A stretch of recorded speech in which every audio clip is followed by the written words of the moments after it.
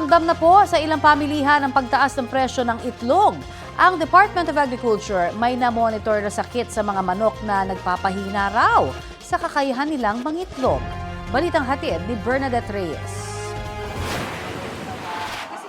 Umaabot ng 11 pesos ang isang medium-sized o pangkaraniwang sukat ng itlog sa suking tindahan ni Gina.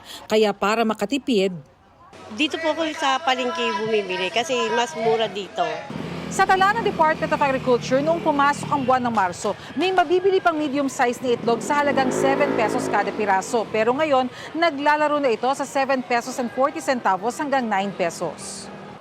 Sa Marikina Public Market, tumaas daw ng 10 hanggang 20 pesos ang presyo kada tray ng itlog depende sa size. 8 pesos sa amin, hindi iwan ko lang sa iba. Sa mga maliliit na tindahan, kasi dito rin sila kumukuha sa amin. Nagmahal din kasi yung manok kaya mahal din ang itlog.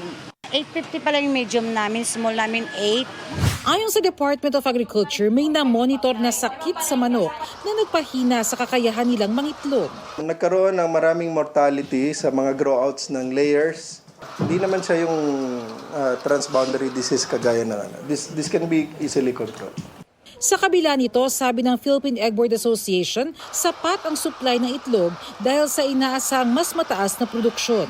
Giit pa ng grupo, hindi dapat umabot sa 11 pesos o higit pa ang presyo ng medium-sized egg, lalo't na sa 6 pesos and 20 centavos hanggang 6 pesos and 80 centavos ang farm gate price.